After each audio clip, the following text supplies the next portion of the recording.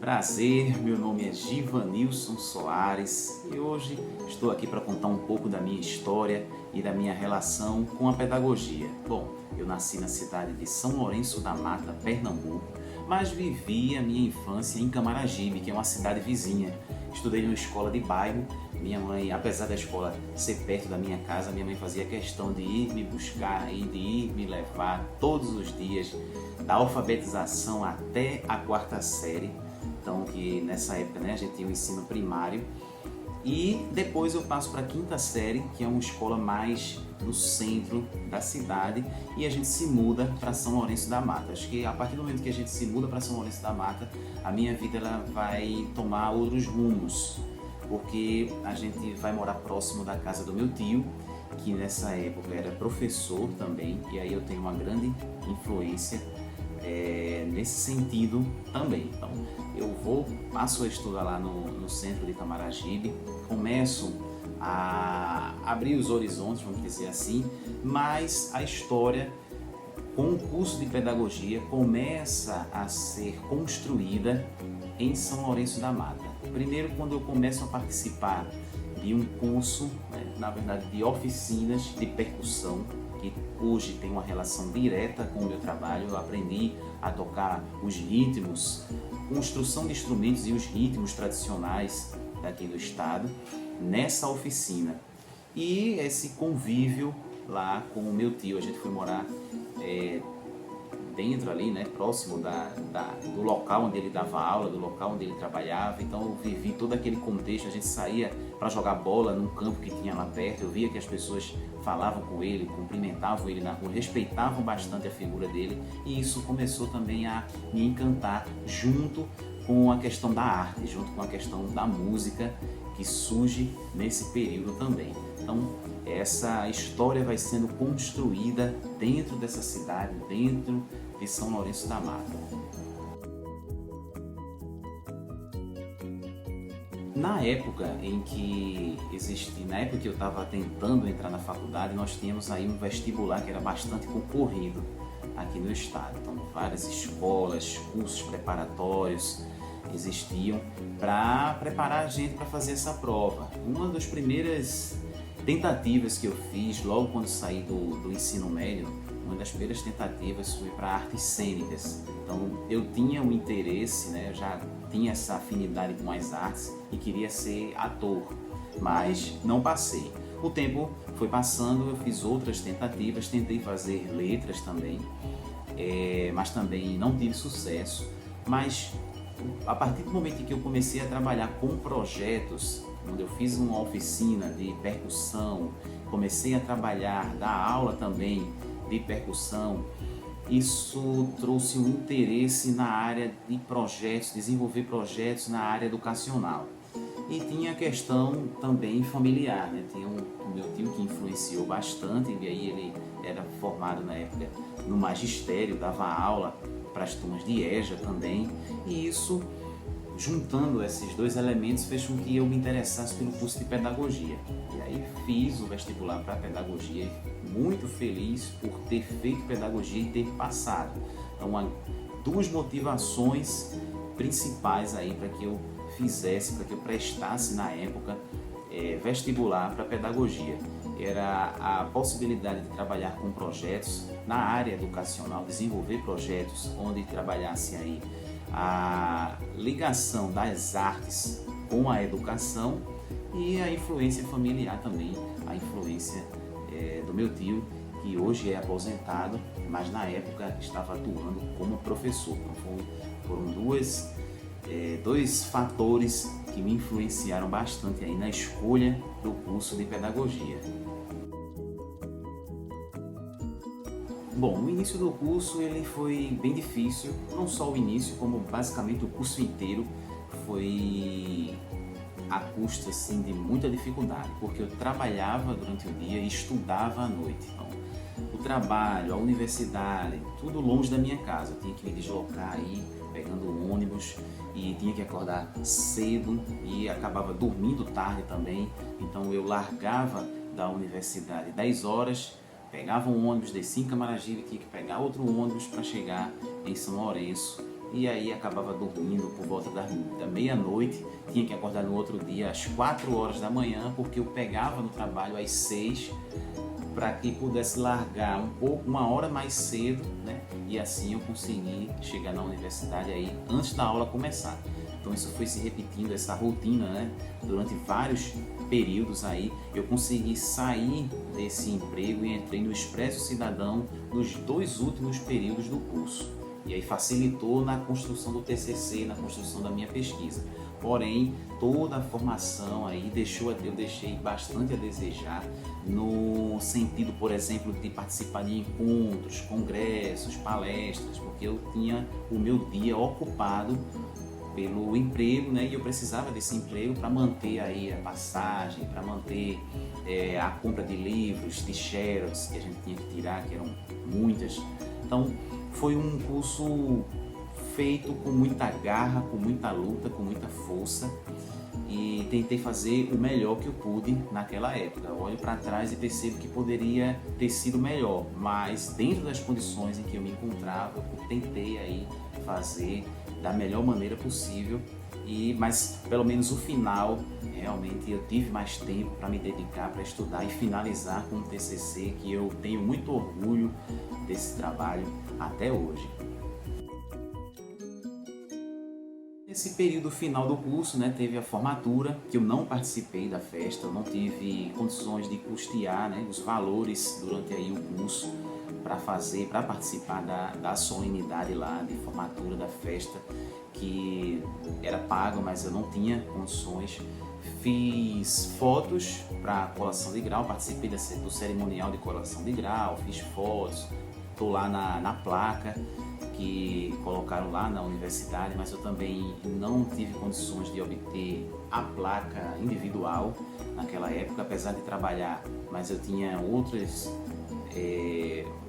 gastos, outras coisas que eu precisava manter também, família humilde, ajudava em casa, enfim, todo esse contexto fez com que eu não participasse aí da festa, da solenidade, mas me senti muito satisfeito por terminar o curso, muito orgulhoso, porque foi realmente à custa de muita luta, de muita garra, mas me sinto também triste por não ter participado daquela festa, não ter o registro, né, daquele momento final, daquele glamour que as pessoas depois compartilharam, mas são coisas da vida, né? O importante é que a gente hoje consegue desenvolver um bom trabalho, desenvolver e influenciar de maneira positiva a vida das pessoas com o nosso trabalho, com tudo aquilo que a gente aprendeu durante o curso.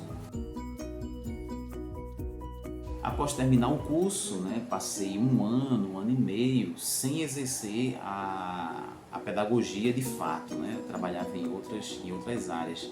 Mas daí passei no concurso da Prefeitura Municipal de Recife e tive a oportunidade de experimentar, né, de ir para a sala de aula, de trabalhar com as crianças. O primeiro momento foi assustador. Eu pensei inclusive em até desistir, né, porque eu me deparei com uma sala de aula totalmente diferente daquilo que eu pensava. A primeira escola que eu trabalhei na rede foi uma escola de periferia, era uma escola que era uma casa adaptada, era bem pequena, eu não tinha experiência nenhuma com aquele nível de ensino, não tinha o manejo que eu tenho hoje com as crianças, de saber lidar com todas as dificuldades que a gente encontra na sala de aula. Então foi um primeiro contato assim meio que assustador, mas que não foi traumatizante, né? Eu tomo essa primeira experiência como algo positivo, né? Porque eu hoje, quando trabalho com formações, quando vou para determinados locais, pós-graduação, por exemplo, em educação, que eu também atuo hoje, eu converso com as pessoas e tento deixar de maneira mais clara o que é que a gente vai encontrar de fato na sala de aula.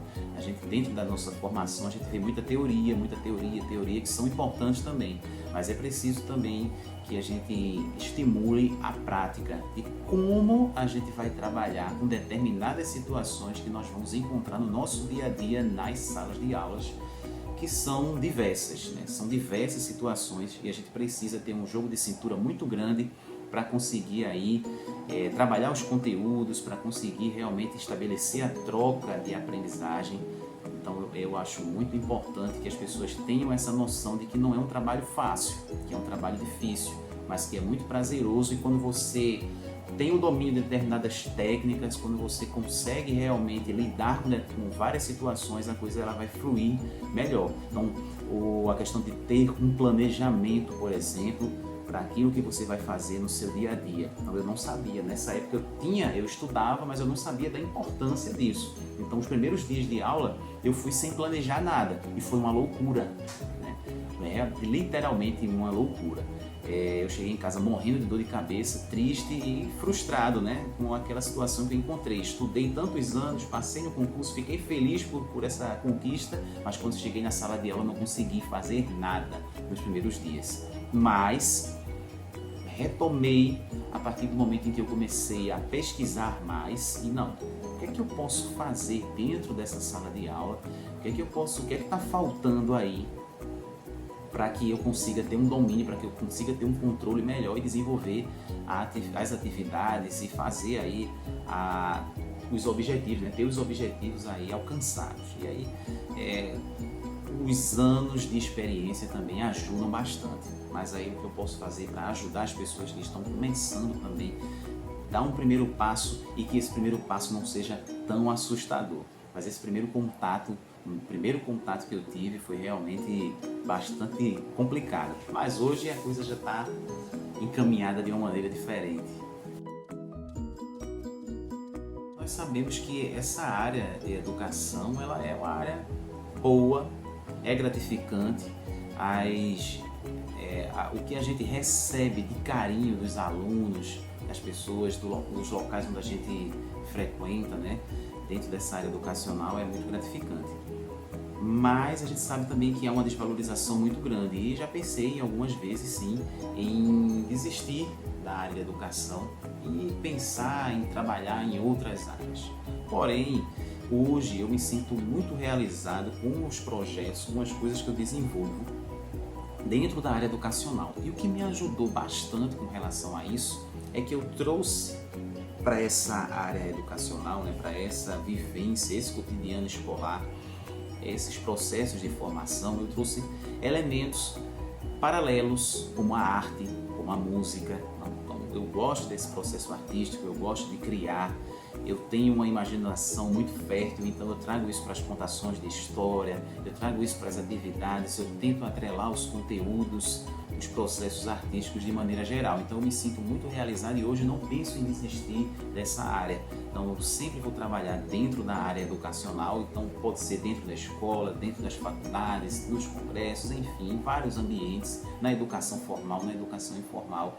Trabalhar na área da educação, mas que essa educação, que esse processo esteja sempre permeado pela arte. E aí a arte em suas diversas linguagens, né? A arte visual, o teatro, a música, devem andar lado a lado, devem andar juntos, porque hoje esse processo me ajuda muito dentro da sala de aula, principalmente quando você trabalha com turmas onde há muita indisciplina, muita violência, quando você leva atividades mais lúdicas, mais artísticas, isso aí ajuda muito. Então hoje, a partir do momento em que eu percebi os resultados positivos que essa união traz, eu não penso mais em desistir dessa área da educação.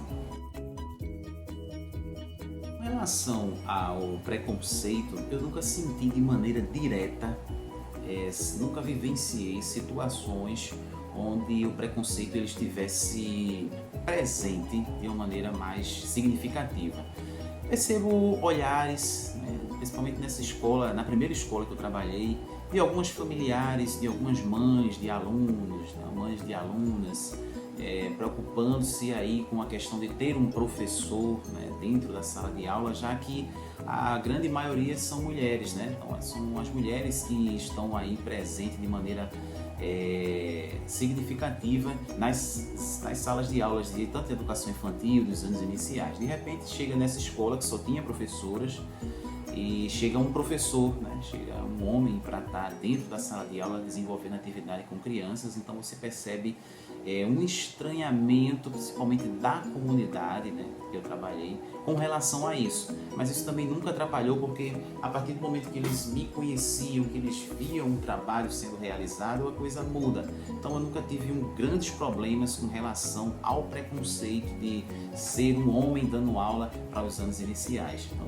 eu me sinto até feliz por isso. Nessas escolas, depois que eu saí dessa escola, eu fui trabalhar em outra escola que tinha outros homens também trabalhando na educação nos anos iniciais. Então já nessa outra escola que eu fui trabalhar, eu já não tive problema nenhum, porque aí a comunidade, as pessoas já estavam acostumadas com uma figura masculina na escola.